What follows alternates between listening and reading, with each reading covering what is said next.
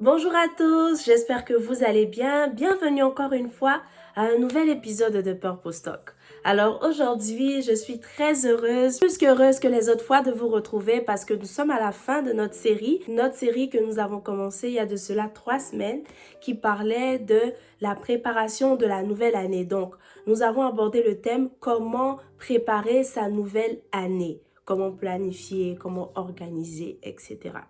Alors, nous avons commencé en parlant de la prise de conscience, du bilan à faire, donc le bilan par domaine, la répartition des bilans par côté positif, côté négatif, la détermination du pourcentage. Après l'analyse des résultats, il fallait prier donc pour toute cette analyse-là.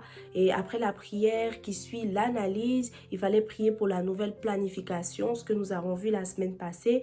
Et ensuite de cela, il fallait commencer à rédiger les nouveaux objectifs de l'année qui commence ou l'année qui va bientôt commencer. Donc aujourd'hui, nous abordons les 2 derniers points qui vont clôturer cette merveilleuse série que nous avons commencée. Donc le 7e point, c'est confectionner ou créer ton vision board et ou ton prayer board. Déjà, c'est quoi le vision board? C'est quoi le prayer board? J'avais déjà parlé de prayer board dans un des sujets que j'ai abordé sur cette chaîne. Donc, je vous ai expliqué comment j'ai confectionné mon prayer board et comment c'était important d'avoir un prayer board. Donc, j'avais dit que ça pouvait être un tableau. Donc, moi, c'était un carreau de liège que j'avais acheté. Je l'ai acheté, j'ai acheté des papiers de couleur, donc des post-it de couleur, j'ai acheté des feutres, j'ai acheté des stylos colorés pour pouvoir écrire en fait, donc par domaine de ma vie, les sujets de prière que j'ai. Et je les ai collés sur ce carreau de liège là et c'est ça qui représentait mon prayer board. Là, je parle du vision board. C'est une représentation physique de tous tes objectifs. Tous les objectifs que tu vas écrire. On a dit qu'il fallait écrire les objectifs en commençant par ceux qui n'avaient pas été atteints et ensuite les nouveaux objectifs pour l'année qui s'en vient ou pour l'année qui est déjà là, qui a déjà commencé. Là encore, le vision board, ça va vraiment t'aider à pouvoir garder en vue tes objectifs de l'année. Pour ne pas que tu sois dispersé, pour que tu puisses le voir, c'est-à-dire pour que tu puisses voir tes objectifs de l'année chaque jour. Tu te rappelles en fait de tes objectifs de l'année et ça te permet de toujours revenir en fait à l'ordre. Si jamais tu avais oublié ou si jamais tu étais en train de devenir paresseux par rapport à un objectif, etc. Donc, le vision board, il faut le créer. Donc, c'est vraiment à votre discrétion. Si tu veux acheter un tableau, il y a des tableaux sur lesquels on écrit avec des feutres. Si c'est ce qui te convient, tu peux utiliser ce tableau-là. Mais je pense que ça sera assez petit, à moins que tu veux utiliser 2 ou 3 ou 4 tableaux. Mais là encore, c'est à ta discrétion. Si jamais tu veux aussi utiliser le carreau de liège, je vais mettre une image du carreau de liège pour que vous ayez une idée en fait de ce dont je parle. Tu peux juste te limiter au vision board. Donc le vision board, ça sera comme j'ai dit la représentation de tous tes objectifs, tes nouveaux objectifs que tu as écrits pour l'année. Ou sinon, tu peux rajouter le prayer board. Donc, le prayer board, ça sera un autre tableau avec des sujets de prière qui seront rattachés à ton vision board. Donc, qui seront rattachés à tes objectifs de l'année en cours ou de l'année qui arrive. Alors, ton vision board, c'est le mur sur lequel tous tes objectifs sont. Et j'aimerais préciser aussi que lorsque tu vas créer ton vision board et ton prayer board, il faudrait que tu puisses les mettre dans un endroit significatif. Voilà, un endroit que tu vois tous les jours. Si jamais c'est possible, l'endroit que tu vois le premier lorsque tu te réveilles dans ta chambre. Mais lorsque tu te lèves, si par exemple ton lit est de ce côté, que tu te lèves, le mur qui est en face de toi, c'est là que tu dois mettre ton vision board et ou ton prayer board. Si jamais c'est dans la douche que tu passes plus de temps, parce qu'il y a des gens, ils passent beaucoup de temps dans la douche. Ils vont téléphoner dans la douche, ils vont lire dans la douche, ils vont chanter dans la douche. Souvent, ils sont juste assis dans la douche. Ils aiment la douche. Donc, si c'est là-bas, tu mets aussi ton vision board là-bas, tu mets ton prayer board là-bas.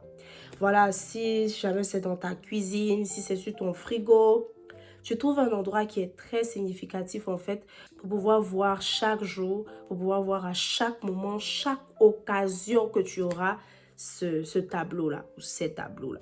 Donc, c'est très important. Ça va t'aider dans le suivi, voilà, de tes objectifs.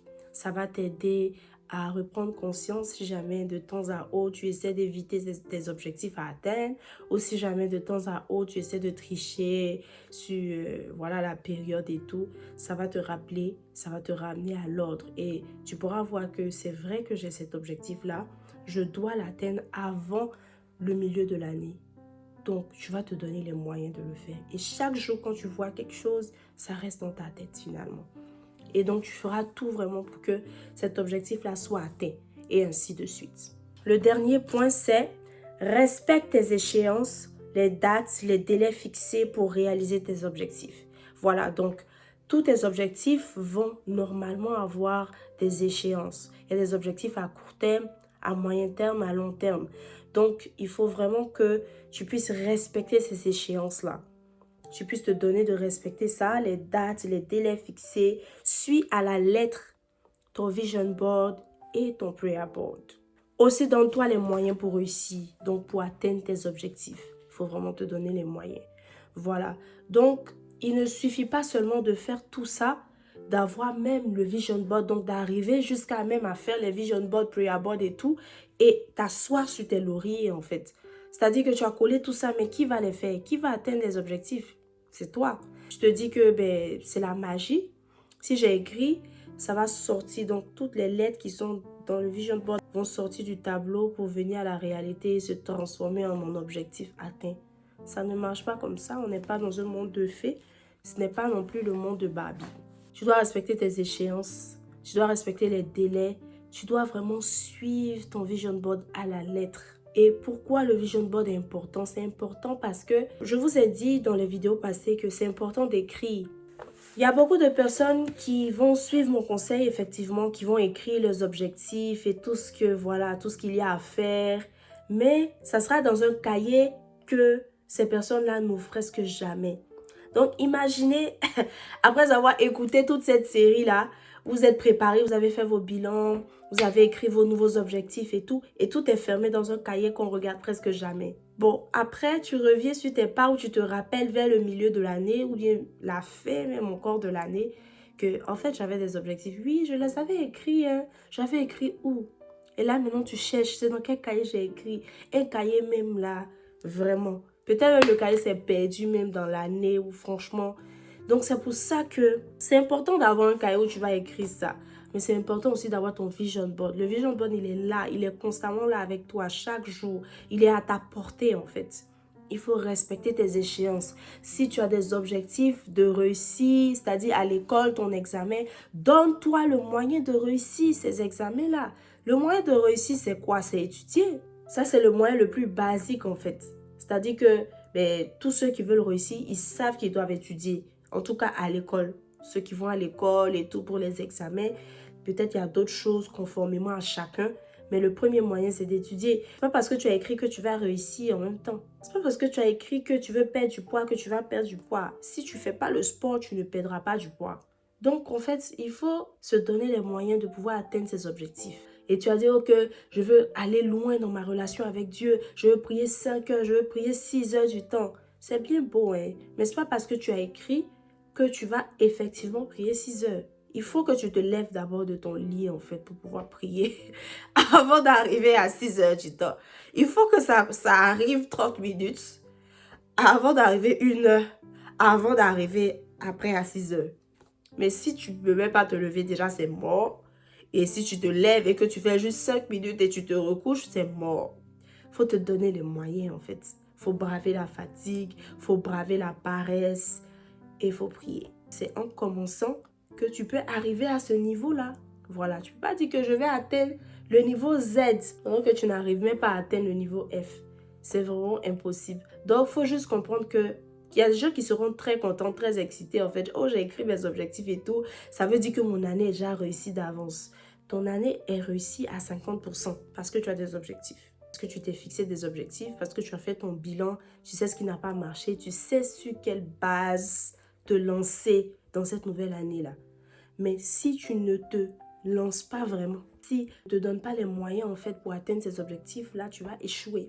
Donc, tu vas finir l'année en perdant les 50% que tu avais d'avance. Donc, tu vas finir l'année avec zéro parce que tu n'as rien fait. Ce que j'essaie de te dire, c'est que le fait d'écrire là, ça ne va pas créer de magie. Et tu dois lever le petit doigt en fait. Tu dois faire ce qu'il y a à faire en fonction de tes objectifs pour pouvoir arriver à ce niveau-là.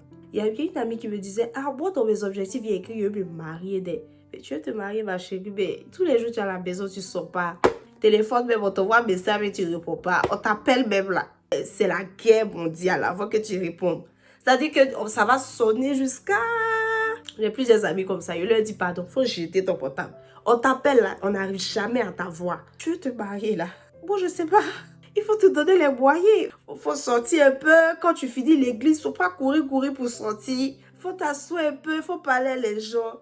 Les gens me viennent te parler. Même là, oh, je suis pressée, pardon, je dois partir à la maison prochainement. C'est pour ça que tu bois les gens. Et je me dis, ah, ma chérie, c'est ton objectif. Il faut te donner les moyens cette année-là. Dieu, il a sa part à jouer. Il doit envoyer le tonton. Mais toi-même là, faut jouer aussi. Dieu ne fera rien là où tu dois prendre ta responsabilité. Je répète, Dieu ne fera rien là où tu dois prendre tes responsabilités. Peut-être que c'est dans un voyage et quelque part, tu es en train de te faire plaisir à toi-même. C'est là que ton mari te voit comme ça. Voilà ma femme là-bas. Oh, la chair de ma chair, l'os de mes os. C'est une façon de dire que si tu veux que ton objectif se réalise, donne-toi les moyens. Tu sais ce que tu dois faire en fait pour que cet objectif-là se réalise. Déjà, Luc 14, verset 28 dit « Car lequel de vous, s'il veut bâtir une tour, ne s'assied pas d'abord pour calculer la dépense et voir s'il a de quoi la terminer.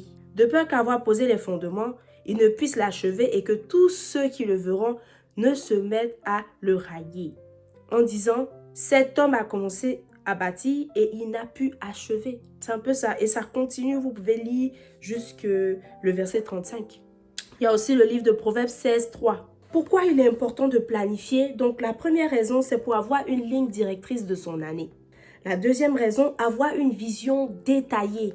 Une vision détaillée et claire de son année. Donc c'est pour ça qu'on parle des étapes, des clés, des objectifs clés, etc. C'est pour aussi éviter la perte de temps.